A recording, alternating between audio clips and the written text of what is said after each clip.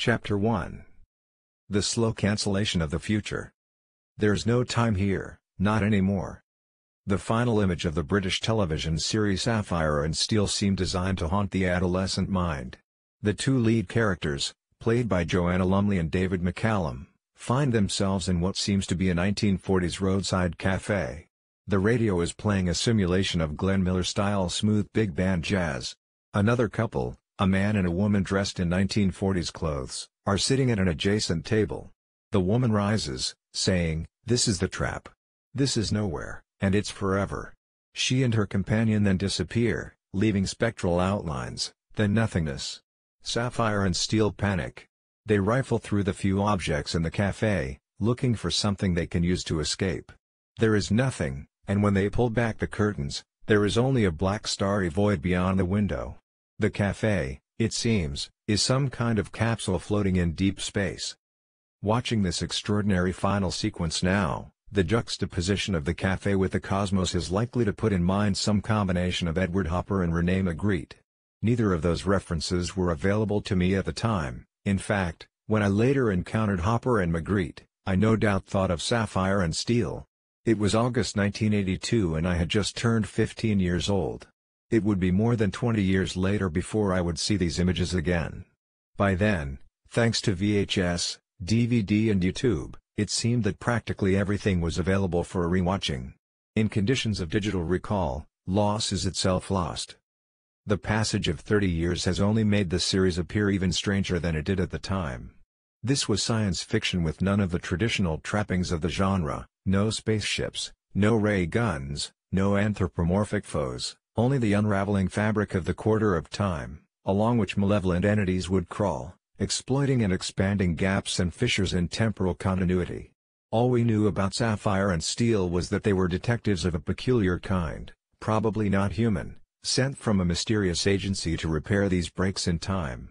The basis of Sapphire and Steel, the series' creator P.J. Hammond explained, came from my desire to write a detective story, into which I wanted to incorporate time. I've always been interested in time, particularly the ideas of J.B. Priestley and H.G. Wells, but I wanted to take a different approach to the subject. So instead of having them go backwards and forwards in time, it was about time breaking in, and having set the precedent I realized the potential that it offered with two people whose job it was to stop the break-ins. Steve O'Brien, the story behind Sapphire and Steel, the fan can. http://www.thefancan.com/fancandy/features/tv features/steel.html http://www.thefancan.com/fancandy/features/tv features/steel.html. Hammond had previously worked as a writer on police dramas such as The Gentle Touch and Hunter's Walk and on children's fantasy shows like Ace of Wands and Dramarama. With Sapphire and Steel, he attained a kind of authorship that he would never manage to repeat. The conditions for this kind of visionary public broadcasting would disappear during the 1980s, as the British media became taken over by what another television auteur, Dennis Potter, would call the occupying powers of neoliberalism. The result of that occupation is that it is now hard to believe that such a program could ever have been transmitted on primetime television, still less on what was then Britain's sole commercial network, ITV. There were only 3 television channels in Britain then, BBC One, BBC Two and ITV. Channel 4 would make its first broadcast only a few months later. By comparison with the expectations created by Star Wars, Sapphire and Steel came off as very cheap and cheerful. Even in 1982, the chroma key special effects looked unconvincing. The fact that the stage sets were minimal, and the cast small, most of the assignments only featured Lumley and McCallum and a couple of others, gave the impression of a theater production. Yet there was none of the homeliness of kitchen sink naturalism. Sapphire and Steel had more in common with the enigmatic oppressiveness of Harold Pinter, whose plays were frequently broadcast on BBC television during the 1970s. A number of things about the series are particularly striking from the perspective of the 21st century. The first is its absolute refusal to meet the audience halfway in the way that we've come to expect. This is partly a conceptual matter. Sapphire and Steel was cryptic, its stories and its world never fully disclosed, still less explained. The series was much closer to something like the BBC's adaptation of John le Carré's Smiley novels. Tinker Tailor Soldier Spy had been broadcast in 1979, its sequel Smiley's People would begin transmission a month after Sapphire and Steel ended, then it was to Star Wars. It was also a question of emotional tenor. The series and its two lead characters are lacking in the warmth and wisecracking humor that is now so much a taken-for-granted feature of entertainment media. McCallum Steele had a technician's indifference towards the lives in which he became reluctantly enmeshed. Although he never loses his sense of duty, he is testy and impatient, frequently exasperated by the way humans clutter their lives. If Lumley's Sapphire appeared more sympathetic, there was always the suspicion that her apparent affection towards humans was something like an owner's benign fascination for her pets. The emotional austerity that had characterized the series from the start assumes a more explicitly pessimistic quality in this final assignment. The le Carré parallels are reinforced by the strong suspicion that, just as in Tinker Tailor Soldier Spy, the lead characters have been betrayed by their own side. Then there was Cyril Ornatel's incidental music. As Nick Edwards explained in a 2009 blog post, this was arranged for a small ensemble of musicians, predominantly woodwind, with liberal use of electronic treatments, ring modulation, echo/delay, to intensify the drama and suggestion of horror. Ornatel's cues are far more powerfully chilling and evocative than anything you'll likely hear in the mainstream media today. Sapphire and Steel, gutterbreaks.blogspot.co.uk/2009/05/sapphiressteel.html http://gutterbreaks.blogspot.co.uk/2009/05/sapphiressteel.html. One aim of Sapphire and Steel was to transpose ghost stories out of the Victorian context and into contemporary places, the still inhabited or the recently abandoned. In the final assignment, Sapphire and Steel arrive at a small service station. Corporate logos, Access, 7-Up, Castrol GTX, LV, are pasted on the windows and the walls of the garage in the adjoining cafe. This halfway place is a prototype version of what the anthropologist Mark Auga will call in a 1995 book of the same title, Non-Places - the generic zones of transit, retail parks, airports, which will come to increasingly dominate the spaces of late capitalism. In truth, the modest service station in Sapphire and Steel is quaintly idiosyncratic compared to the cloned generic monoliths which will proliferate besides motorways over the coming 30 years. The problem that Sapphire and Steel have come to solve is, as ever, to do with time. At the service station, there is temporal bleed-through from earlier periods. Images and figures from 1925 and 1948 keep appearing, so that, as Sapphire and Steel's colleague Silver puts it, time just got mixed, jumbled up, together, making no sort of sense. Anachronism, the slippage of discrete time periods into one another, was throughout the series the major symptom of time breaking down.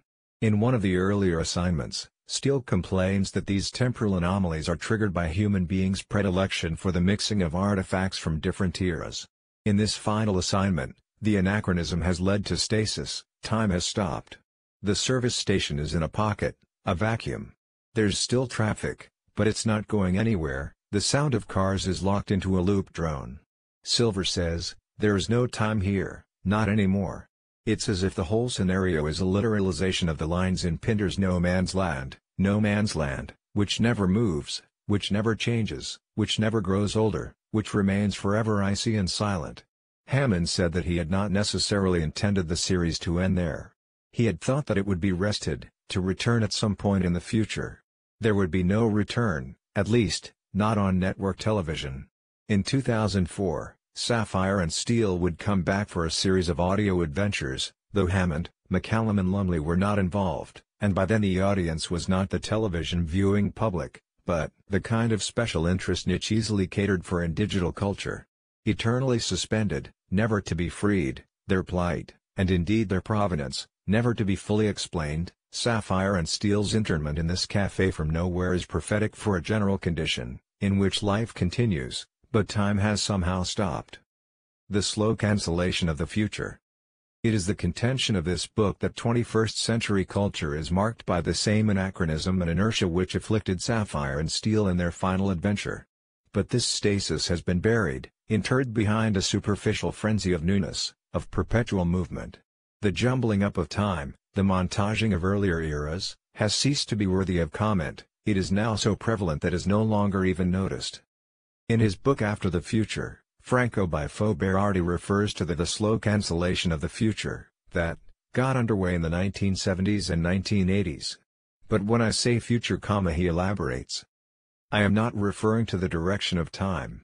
I am thinking, rather, of the psychological perception, which emerged in the cultural situation of progressive modernity, the cultural expectations that were fabricated during the long period of modern civilization, reaching a peak after the Second World War.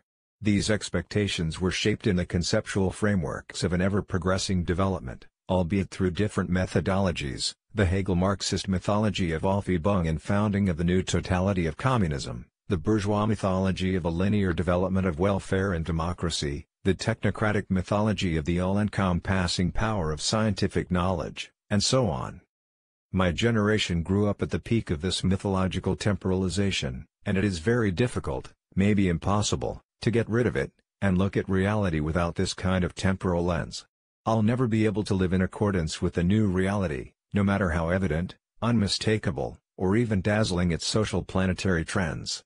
After the Future Alaska Books, 2011, pp 18-19. Bifo is a generation older than me, but he and I are on the same side of a temporal split here. I, too, will never be able to adjust to the paradoxes of this new situation. The immediate temptation here is to fit what I'm saying into a wearily familiar narrative. It is a matter of the old failing to come to terms with the new, saying it was better in their day. Yet it is just this picture, with its assumption that the young are automatically at the leading edge of cultural change, that is now out of date. Rather than the old recoiling from the new in fear and incomprehension, those whose expectations were formed in an earlier era are more likely to be startled by the sheer persistence of recognizable forms. Nowhere is this clearer than in popular music culture. It was through the mutations of popular music that many of those of us who grew up in the 1960s, 70s and 80s learned to measure the passage of cultural time. But faced with 21st century music, it is the very sense of future shock which has disappeared. This is quickly established by performing a simple thought experiment. Imagine any record released in the past couple of years being beamed back in time to, say, 1995 and played on the radio. It's hard to think that it will produce any jolt in the listeners.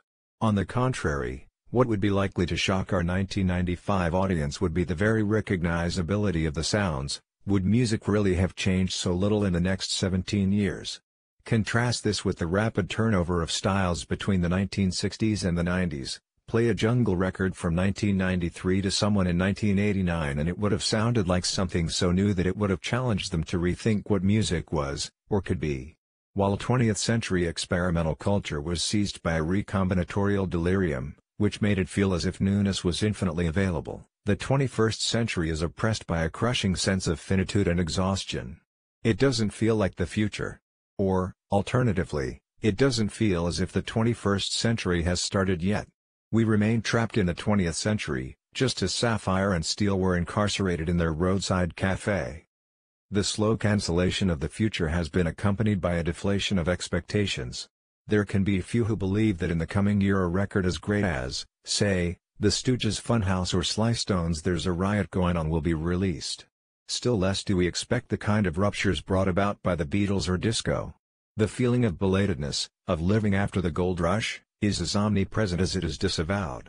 Compare the fallow terrain of the current moment with the fecundity of previous periods and you will quickly be accused of nostalgia. But the reliance of current artists on styles that were established long ago suggests that the current moment is in the grip of a formal nostalgia, of which more shortly. It is not that nothing happened in the period when the slow cancellation of the future set in. On the contrary, those 30 years have been a time of massive, traumatic change. In the UK, the election of Margaret Thatcher had brought to an end the uneasy compromises of the so-called post-war social consensus. Thatcher's neoliberal program in politics was reinforced by a transnational restructuring of the capitalist economy.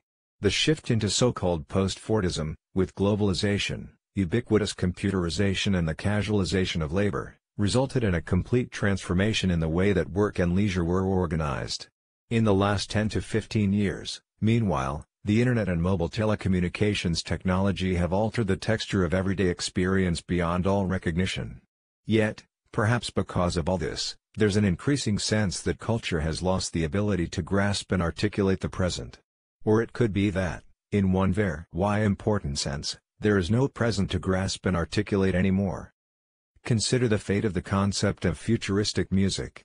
The futuristic in music has long since ceased to refer to any future that we expect to be different. It has become an established style, much like a particular typographical font. Invited to think of the futuristic, we will still come up with something like the music of Kraftwerk, even though this is now as antique as Glenn Miller's big band jazz was when the German group began experimenting with synthesizers in the early 1970s. Where is the 21st century equivalent of Kraftwerk? If Kraftwerk's music came out of a casual intolerance of the already established, then the present moment is marked by its extraordinary accommodation towards the past. More than that, the very distinction between past and present is breaking down. In 1981, the 1960s seemed much further away than they do today. Since then, cultural time has folded back on itself, and the impression of linear development has given way to a strange simultaneity. Two examples will suffice to introduce this peculiar temporality. When I first saw the video for the Arctic Monkeys' 2005 single I Bet You Look Good on the Dance Floor, I genuinely believed that it was some lost artifact from circa 1980. Everything in the video, the lighting, the haircuts, the clothes, had been assembled to give the impression that this was a performance on BBC Two's serious rock show Old Grey Whistle Test. Furthermore, there was no discordance between the look and the sound. At least to a casual listen, this could quite easily have been a post-punk group from the early 1980s. Certainly, if one performs a version of the thought experiment I described above, it's easy to imagine I Bet You Look Good on the Dance Floor being broadcast on the Old Grey Whistle Test in 1980, and producing no sense of disorientation in the audience. Like me, they might have imagined that the references to 1984 in the lyrics referred to the future. There ought to be something astonishing about this. Count back 25 years from 1980, and you are at the beginning of rock and roll. A record that sounded like Buddy Holly or Elvis in 1980 would have sounded out of time. Of course, such records were released in 1980, but they were marketed as retro. If the Arctic Monkeys weren't positioned as a retro group, it is partly because, by 2005, there was no now with which to contrast their retrospection. In the 1990s, it was possible to hold something like Britpop revivalism to account by comparing it to the experimentalism happening on the UK dance underground or in US R&B. By 2005, the rates of innovation in both these areas had enormously slackened.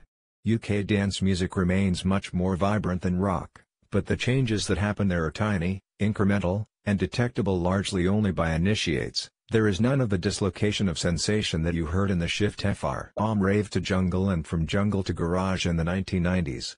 As I write this, one of the dominant sounds in pop, the globalized club music that has supplanted R&B, resembles nothing more than Eurotrance, a particularly bland European 1990s cocktail made from some of the most flavorless components of house and techno. Second example.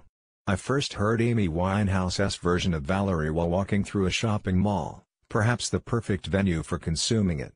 Up until then, I had believed that Valerie was first recorded by indie plotters the Zootons.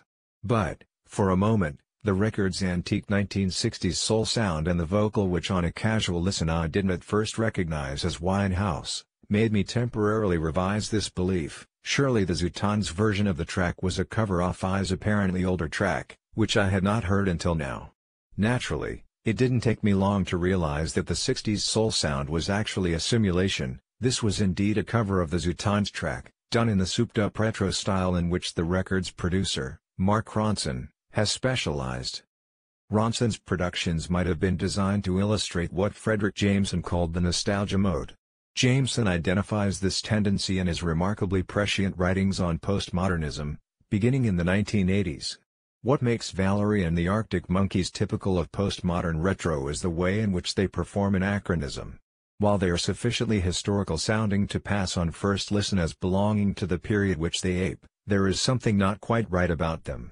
Discrepancies in texture, the results of modern studio and recording techniques, mean that they belong neither to the present nor to the past but to some implied timeless era, an eternal 1960s or an eternal 80s. The classic sound, its elements now serenely liberated from the pressures of historical becoming, can now be periodically buffed up by new technology. It is important to be clear about what Jameson means by the nostalgia mode. He is not referring to psychological nostalgia. Indeed, the nostalgia mode as Jameson theorizes it might be said to preclude psychological nostalgia, since it arises only when a coherent sense of historical time breaks down. The kind of figure capable of exhibiting and expressing a yearning for the past belongs, actually, to a paradigmatically modernist moment. Think, for instance, of Proust's and Joyce's ingenious exercises in recovering lost time. Jameson's nostalgia mode is better understood in terms of a formal attachment to the techniques and formulas of the past, a consequence of a retreat from the modernist challenge of innovating cultural forms adequate to contemporary experience. Jameson's example is Lawrence Kasdan's now half-forgotten film Body Heat, 1981, which, although it was officially set in the 1980s, feels as if it belongs to the 30s. Body Heat is technically not a nostalgia film, Jameson writes. Since it takes place in a contemporary setting, in a little Florida village near Miami. On the other hand, this technical contemporaneity is most ambiguous indeed. Technically, its objects, its cars, for instance, are 1980s products, but everything in the film conspires to blur that immediate contemporary reference and to make it possible to receive this too as nostalgia work, as a narrative set in some indefinable nostalgic past, an eternal 1930s, say, beyond history.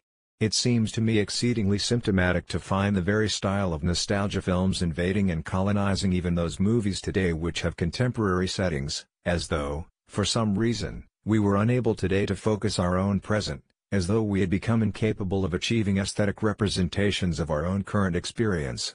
But if that is so, then it is a terrible indictment of consumer capitalism itself, or, at the very least, an alarming and pathological symptom of a society that has become incapable of dealing with time and history.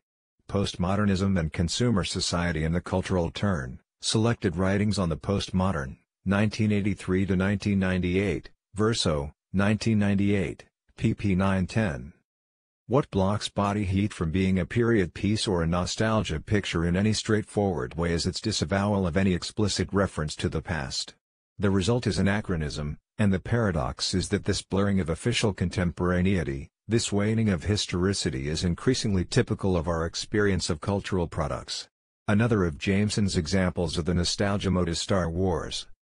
One of the most important cultural experiences of the generations that grew up from the 1930s to the 1950s was the Saturday afternoon series of the Buck Rogers type, alien villains, true American heroes, heroines in distress, the death ray or the doomsday box, and the cliffhanger at the end whose miraculous solution was to be witnessed next Saturday afternoon. Star Wars reinvents this experience in the form of a pastiche. There is no point to a parody of such series, since they are long extinct.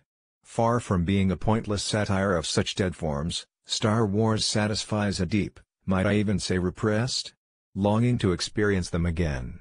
It is a complex object in which on some first-level children and adolescents can take the adventures straight, while the adult public is able to gratify a deeper and more properly nostalgic desire to return to that older period and to live its strange old aesthetic artifacts through once again.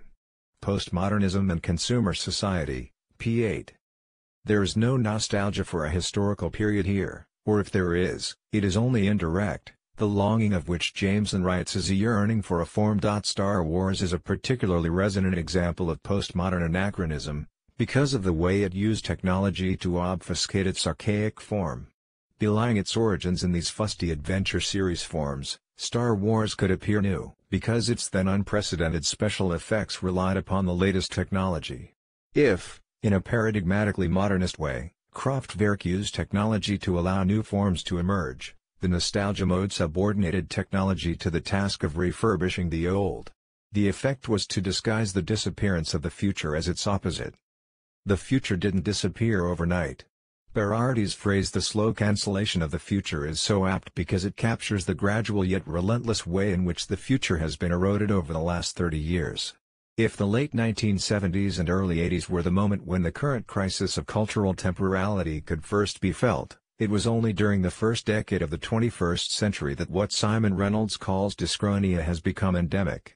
This dyschronia, this temporal disjuncture, ought to feel uncanny, Yet the predominance of what Reynolds calls retromania means that it has lost any unheimlich charge. Anachronism is now taken for granted.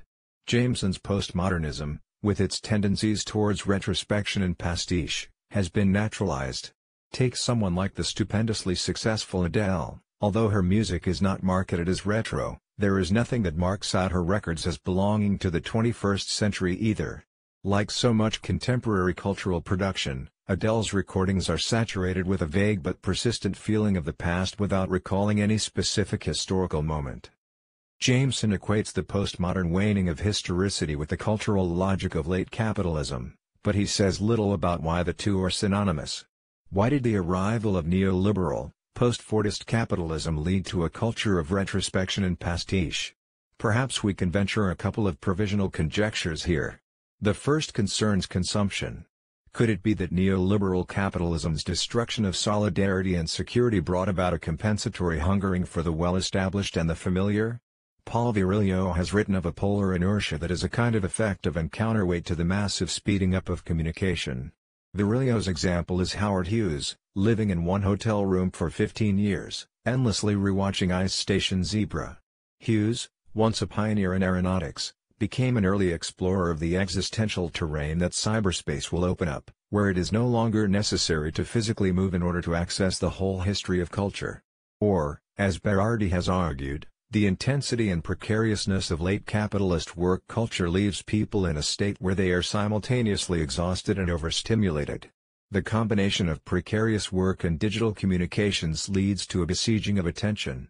In this insomniac, inundated state, Berardi claims, culture becomes deeroticized.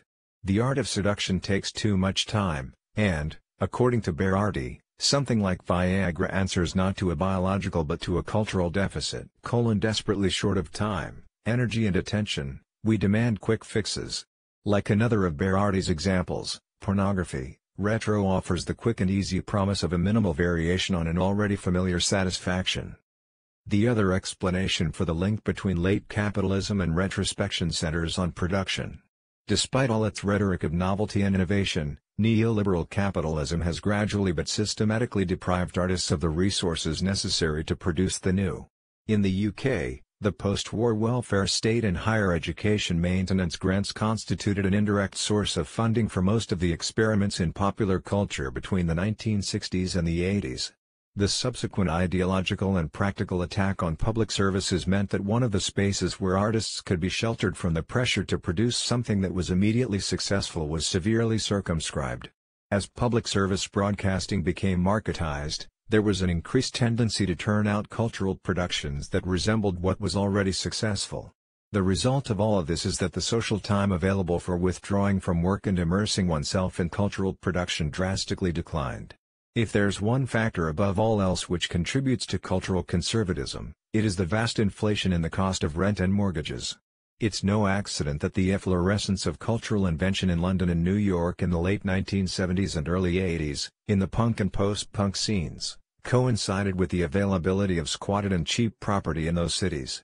Since then, the decline of social housing, the attacks on squatting, and the delirious rise in property prices have meant that the amount of time and energy available for cultural production has massively diminished. But perhaps it was only with the arrival of digital communicative capitalism that this reached terminal crisis point. Naturally, the besieging of attention described by Berardi applies to producers as much as consumers. Producing the new depends upon certain kinds of withdrawal, from, for instance, sociality as much as from pre-existing cultural forms. But the currently dominant form of socially networked cyberspace, with its endless opportunities for micro-contact and its deluge of YouTube links, has made withdrawal more difficult than ever before. Or, as Simon Reynolds so pithily put it, in recent years, everyday life has sped up, but culture has slowed down.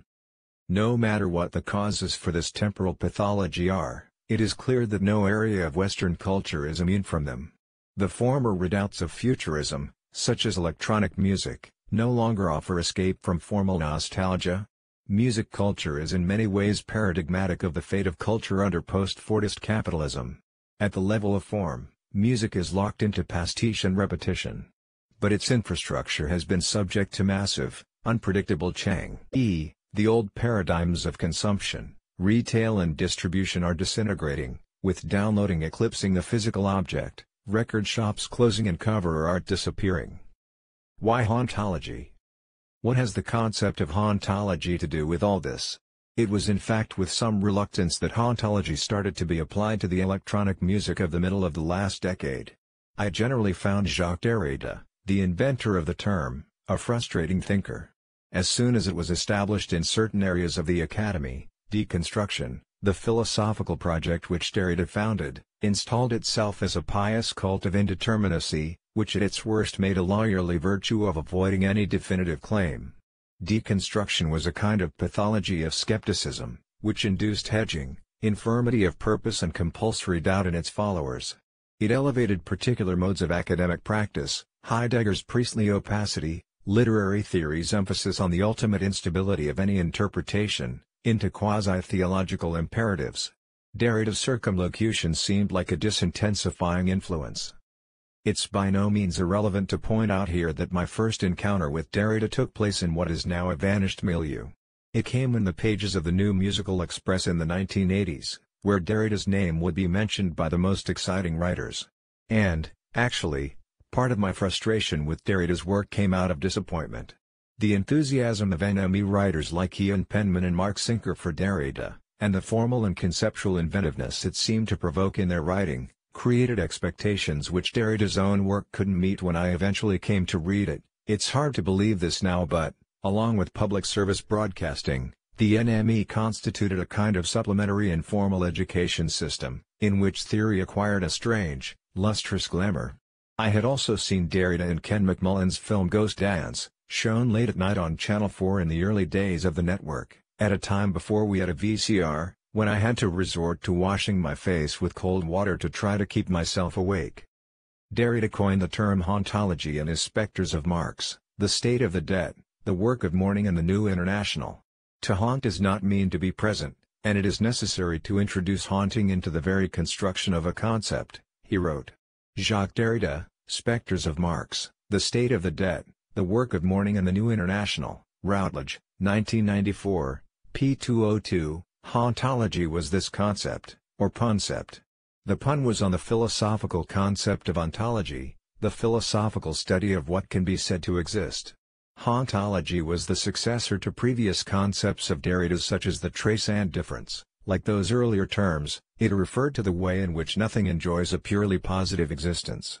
Everything that exists is possible only on the basis of a whole series of absences, which precede and surround it, allowing it to possess such consistency and intelligibility that it does. In the famous example, any particular linguistic term gains its meaning not from its own positive qualities but from its difference from other terms. Hence Derrida's ingenious deconstructions of the metaphysics of presence and phonocentrism, which expose the way in which particular dominant forms of thought had, incoherently, privileged the voice over writing. But hauntology explicitly brings into play the question of time in a way that had not quite been the case with the trace or difference. One of the repeated phrases in Spectres of Marx is from Hamlet, "The time is out of joint," and in his recent Radical Atheism, Derrida and the Time of Life, Martin Hägglund argues that it is possible to see all of Derrida's work in relation to this concept of broken time. Derrida's aim, Hägglund argues, is to formulate a general hauntology, in contrast to the traditional ontology that thinks being in terms of self-identical presence. What is important about the figure of the spectre, then, is that it cannot be fully present, it has no being in itself but marks a relation to what is no longer or not yet. Radical Atheism, Derrida in the Time of Life, Stanford University Press, 2008, p. 82. Is hauntology, then, some attempt to revive the supernatural, or is it just a figure of speech? The way out of this unhelpful opposition is to think of hauntology as agency of the virtual, with the spectre understood not as anything supernatural, but as that which acts without, physically, existing. The great thinkers of modernity, Freud as well as Marx, had discovered different modes of the spectral causality. The late capitalist world, governed by the abstractions of finance, is very clearly a world in which virtualities are effective, and perhaps the most ominous spectre of Marx is capital itself. But as Derrida underlines in his interviews in the Ghost Dance film, psychoanalysis is also a science of ghosts, a study of how reverberant events in the psyche become revenants. Referring back to Hagelein's distinction between the no longer and the not yet, we can provisionally distinguish two directions in hauntology. The first refers to that which is, in actuality is no longer, but which remains effective as a virtuality, the traumatic compulsion to repeat, a fatal pattern. The second sense of hauntology refers to that which, in actuality, has not yet happened, but which is already effective in the virtual, an attractor, an anticipation shaping current behavior. The specter of communism that Marx and Engels had warned of in the first lines of the Communist Manifesto was just this kind of ghost, a virtuality whose threatened coming was already playing a part in undermining the present state of things. In addition to being another moment in Derrida's own philosophical project of deconstruction, Spectres of Marx was also a specific engagement with the immediate historical context provided by the disintegration of the Soviet Empire. Or rather, it was an engagement with the alleged disappearance of history trumpeted by Francis Fukuyama and his The End of History and The Last Man. What would happen now that actually existing socialism had collapsed, and capitalism could assume full-spectrum dominance? Its claims to global dominion were thwarted not any longer by the existence of a whole other bloc, but by small islands of resistance such as Cuba and North Korea? The era of what I have called capitalist realism, the widespread belief that there is no alternative to capitalism, has been haunted not by the apparition of the specter of communism, but by its disappearance. As Derrida wrote, "There is today in the world a dominant discourse. This dominating discourse often has the manic, jubilatory, and incantatory form that Freud assigned to the so-called triumphant phase of morning work. The incantation repeats and ritualizes itself, it holds forth and holds to formulas, like any animistic magic. To the rhythm of a cadenced march, it proclaims, Marx is dead, communism is dead, very dead, and along with it its hopes, its discourse, its theories, and its practices. It says, long live capitalism, long live the market, here's to the survival of economic and political liberalism." Spectres of Marx, p. 64. Spectres of Marx was also a series of speculations about the media, or post-media, technologies that capital had installed on its now global territory. In this sense, hauntology was by no means something rarefied, it was endemic in the time of techno-tele-discursivity, techno-tele-iconicity, simulacra and synthetic images. This discussion of the tele shows that hauntology concerns a crisis of space as well as time. As theorists such as Virilio and Jean Baudrillard had long acknowledged, and Spectres of Marx can also be read as Derrida settling his account with these thinkers. Tele-technologies collapse both space and time. Events that are spatially distant become available to an audience instantaneously. Neither Baudrillard nor Derrida would live to see the full effects, no doubt I should say the full effects so far, of the tele-technology that has most radically contracted space and time, cyberspace. But here we have a first reason why the concept of hauntology should have become attached to popular culture in the first decade of the 21st century. For it was at this moment when cyberspace enjoyed unprecedented dominion over the reception, distribution and consumption of culture, especially music culture. When it was applied to music culture, in my own writing, and in that of other critics such as Simon Reynolds and Joseph Stannard, hauntology first of all named a confluence of artists. The word confluence is crucial here. For these artists, William Basinski, the Ghost Box label, The Caretaker, Burial, Mordant Music, Philip Jeck, amongst others, had converged on a certain terrain without actually influencing one another. What they shared was not a sound so much as a sensibility, an existential orientation. The artists that came to be labeled hauntological were suffused with an overwhelming melancholy, and they were preoccupied with the way in which technology materialized memory, hence a fascination with television, vinyl records, audio tape, and with the sounds of these technologies breaking down. This fixation on materialized memory led to what is perhaps the principal sonic signature of hauntology, the use of crackle, the surface noise made by vinyl. Crackle makes us aware that we are listening to a time that is out of joint, it won't allow us to fall into the illusion of presence. It reverses the normal order of listening according to which, as Ian Penman put it, we are habituated to the of recording being repressed. We aren't only made aware that the sounds we are hearing are recorded, we are also made conscious of the playback systems we use to access the recordings. And hovering behind much sonic hauntology is the difference between analog and digital, So many hauntological tracks have been about revisiting the physicality of analog media in the era of digital ether. MP3 files remain material, of course, but their materiality is occulted from us, by contrast with the tactile materiality of vinyl records and even compact discs. No doubt a yearning for this older regime of materiality plays a part in the melancholia that saturates hauntological music. As to the deeper causes of this melancholia, we need look no further than the title of Lale and Kirby's album, Sadly, the Future is No Longer What It Was. In hauntological music there is an implicit acknowledgement that the hopes created by post-war electronica or by the euphoric dance music of the 1990s have evaporated. Not only has the future not arrived, it no longer seems possible. Yet at the same time, the music constitutes a refusal to give up on the desire for the future. This refusal gives the melancholia a political dimension, because it amounts to a failure to accommodate to the closed horizons of capitalist realism. Not giving up the ghost. In Freud's terms, both mourning and melancholia are about loss. But whereas mourning is the slow, painful withdrawal of libido from the lost object, in melancholia, libido remains attached to what has disappeared. For mourning to properly begin, Derrida says in Spectres of Marx, the dead must be conjured away. The conjuration has to make sure that the dead will not come back, quick, do whatever is needed to keep the cadaver localized, in a safe place, decomposing right where it was inhumed, or even embalmed as they like to do in Moscow. Spectres of Marx, p. 120, but there are those who refuse to allow the body to be interred, just as there is a danger of overkilling something to such an extent that it becomes a specter, a pure virtuality. Capitalist societies, Derrida writes, can always heave a sigh of relief and say to themselves, communism is finished, but it did not take place, it was only a ghost. They do no more than disavow the undeniable itself. A ghost never dies, it remains always to come and to come back. Spectres of Marx, p. 123. Haunting, then, can be construed as a failed mourning. It is about refusing to give up the ghost and this can sometimes amount to the same thing, the refusal of the ghost to give up on us.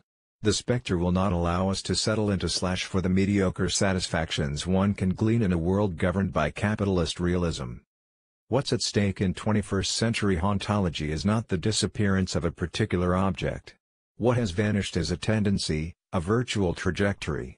One name for this tendency is popular modernism. The cultural ecology that I referred to above, the music press and the more challenging parts of public service broadcasting, were part of a UK popular modernism, as were post-punk, brutalist architecture, penguin paperbacks and the BBC Radiophonic Workshop. In popular modernism, the elitist project of modernism was retrospectively vindicated. At the same time, popular culture definitively established that it did not have to be populist. Particular modernist techniques were not only disseminated but collectively reworked and extended, just as the modernist task of producing forms which were adequate to the present moment was taken up and renewed. Which is to say that, although of course I didn't realize it at the time, the culture which shaped most of my early expectations was essentially popular modernist, and the writing that has been collected in Ghosts of My Life is about coming to terms with the disappearance of the conditions which allowed it to exist. It's worth pausing a moment here to distinguish the hauntological melancholia I'm talking about from two other kinds of melancholia. The first is what Wendy Brown calls left melancholy. On the face of it, what I've said risks being heard as a kind of leftist melancholic resignation. Although they weren't perfect, the institutions of social democracy were much better than anything we can hope for now, perhaps the best we can ever hope for. In her essay Resisting Left Melancholy, Brown attacks a left that operates without either a deep and radical critique of the status quo or a compelling alternative to the existing order of things. But perhaps even more troubling, it is a left that has become more attached to its impossibility than to its potential fruitfulness, a left that is most at home dwelling not in hopefulness but in its own marginality and failure, a left that is thus caught in a structure of melancholic attachment to a certain strain of its own dead past, whose spirit is ghostly, whose structure of desire is backward-looking and puny. Wendy Brown, Resisting Left Melancholy, Boundary 226-3, 1999, p. 26. Yet much of what makes the melancholy Brown analyzes so pernicious is its disavowed quality. Brown's left melancholic is a depressive who believes he is realistic, someone who no longer has any expectation that his desire for radical transformation could be achieved, but who doesn't recognize that he has given up. In her discussion of Brown's essay In the Communist Horizon, Jodi Dean refers to Lacan's formula, the only thing one can be guilty of is giving ground relative to one's desire, and the shift that Brown describes, from a left that confidently assumed the future belonged to it, to a left that makes a virtue of its own incapacity to act, seems to exemplify the transition from desire, which in Lacanian terms is the desire, to drive, and enjoyment through failure. The kind of melancholia I'm talking about, by contrast, consists not in giving up on desire but in refusing to yield.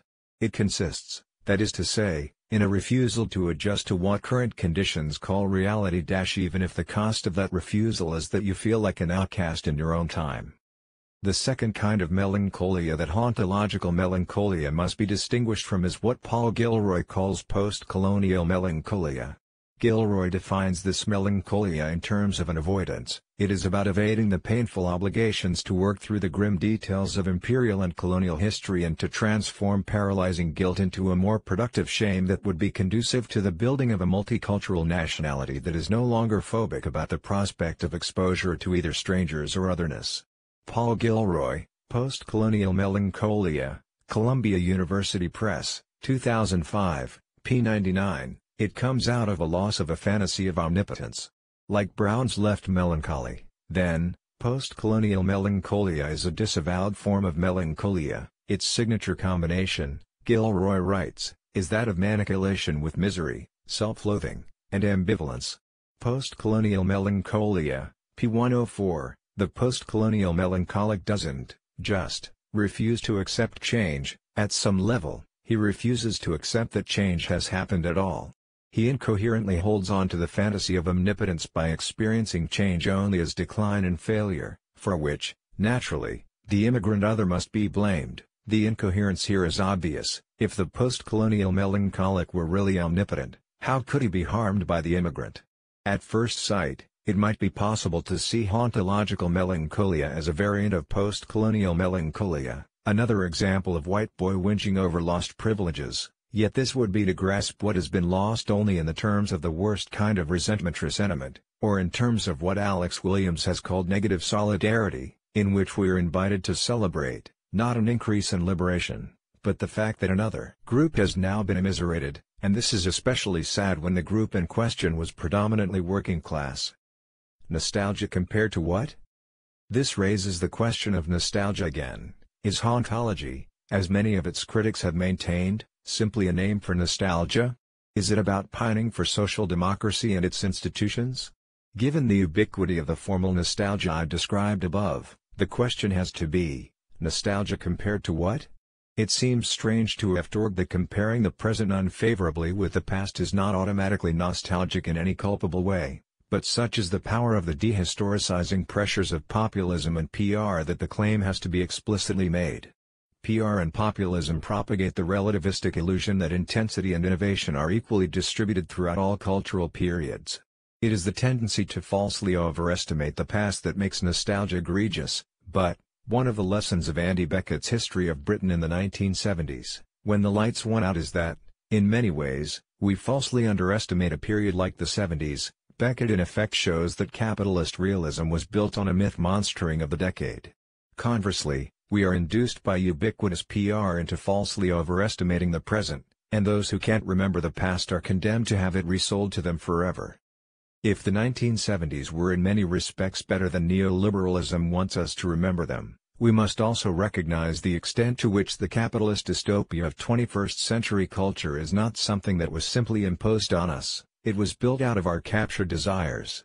Almost everything I was afraid of happening over the past 30 years has happened, Jeremy Gilbert has observed. Everything my political mentors warned might happen, since I was a boy growing up on a poor council estate, that's a housing project, if you're American, in the north of England in the early 80s, or a high school student reading denunciations of Thatcherism in the left press a few years later, has turned out just as badly as they said it would. And yet I don't wish I was living 40 years ago.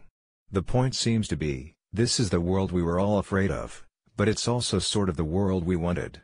Jeremy Gilbert, moving on from the market society, culture, and cultural studies, in a post-democratic age. http://www.opendemocracy.net/ourkingdom/Jeremy Gilbert/moving on from market society culture and cultural studies in post-democra. http://www.opendemocracy.net/ourkingdom/Jeremy Gilbert/moving on from market society culture and cultural studies in post-democra. But we shouldn't have to choose between, say, the internet and social security. One way of thinking about hauntology is that its lost futures do not force such false choices. Instead, what haunts is the specter of a world in which all the marvels of communicative technology could be combined with a sense of solidarity much stronger than anything social democracy could muster.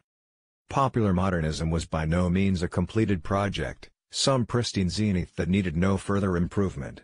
In the 1970s, certainly, culture was opened up to working-class inventiveness in a way that is now scarcely imaginable to us, but this was also a time when casual racism, sexism and homophobia were routine features of the mainstream. Needless to say, the struggles against racism and heterosexism have not in the meantime been won, but they have made significant hegemonic advances, even as neoliberalism has corroded the social democratic infrastructure which allowed increased working-class participation in cultural production. The disarticulation of class from race, gender and sexuality has in fact been central to the success of the neoliberal project, making it seem, grotesquely, as if neoliberalism were in some way a precondition of the gains made in anti-racist, anti-sexist and anti-heterosexist struggles. What is being longed for in hauntology is not a particular period, but the resumption of the processes of democratization and pluralism for which Gilroy calls. Perhaps it's useful to remind ourselves here that social democracy has only become a resolved totality in retrospect. At the time, it was a compromise formation, which those on the left saw as a temporary bridgehead from which further gains could be won. What should haunt us is not the no longer of actually existing social democracy, but then yet of the futures that popular modernism trained us to expect, but which never materialized. These specters, the specters of lost futures, reproach the formal nostalgia of the capitalist realist world. Music culture was central to the projection of the futures which have been lost. The term music culture is crucial here, because it is the culture constellated around music, fashion, discourse, cover art, that has been as important as the music itself in conjuring seductively unfamiliar worlds. The distranging of music culture in the 21st century, the ghastly return of industry moguls and boys next door to mainstream pop, the premium put on reality in popular entertainment, the increased tendency of those in music culture to dress and look like digitally and surgically enhanced versions of regular folk, the emphasis placed on gymnastic emoting and singing, has played a major role in conditioning us to accept consumer capitalism's model of ordinariness. Michael Hart and Antonio Negri are right when they say that the revolutionary take on race, gender and sexuality struggles goes far beyond the demand that different identities be recognized. Ultimately, it is about the dismantling of identity. The revolutionary process of the abolition of identity, we should keep in mind, is monstrous, violent, and traumatic. Don't try to save yourself, in fact, yourself has to be sacrificed. This does not mean that liberation casts us into an indifferency with no objects of identification, but rather the existing identities will no longer serve as anchors. Michael Hart and Antonio Negri, Commonwealth, Harvard University Press, 2011, p. 339. While Hart and Negri are correct to warn of the traumatic dimensions of this transformation, as they are also aware, it also has its joyful aspects. Throughout the 20th century, music culture was a probe that played a major role in preparing the population to enjoy a future that was no longer white, male or heterosexual, a future in which the relinquishing of identities that were in any case poor fictions would be a blessed relief. In the 21st century, by contrast, and the fusion of pop with reality TV is absolutely indicative of this, popular music culture has been reduced to being a mirror held up to late capitalist subjectivity. By now, it should already be very clear that there are different senses of the word hauntology at play in Ghosts of My Life. There is the specific sense in which it has been applied to music culture, and a more general sense, where it refers to persistences, repetitions, prefigurations. There are also more or less benign versions of hauntology. Ghosts of My Life will move amongst these different uses of the term. The book is about the ghosts of my life, so there is necessarily a personal dimension to what follows. Yet my take on the old phrase "the personal is political" has been to look for the cultural, structural, political conditions of subjectivity. The most productive way of reading the personal as political is to interpret it as saying, the personal is impersonal. It's miserable for anyone at all to be themselves, still more, to be forced to sell themselves. Culture, and the analysis of culture, is valuable insofar as it allows an escape from ourselves. Such insights have been hard-won. Depression is the most malign specter that has dogged my life, and I use the term depression to distinguish the dreary solipsism of the condition from the more lyrical, and collective, desolations of hauntological melancholia. I started blogging in 2003 whilst still in such a state of depression that I found everyday life scarcely bearable. Some of these writings were part of the working through of the condition, and it's no accident that my, so far successful, escape from depression coincided with a certain externalization of negativity. The problem wasn't just me but the culture around me. It's clear to me that now the period from roughly 2003 to the present will be recognized, not in the far distant future, but very soon. Is the worst period for popular culture since the 1950s. To say that the culture was desolate is not to say that there weren't traces of other possibilities. Ghosts of My Life is an attempt to engage with some of these traces.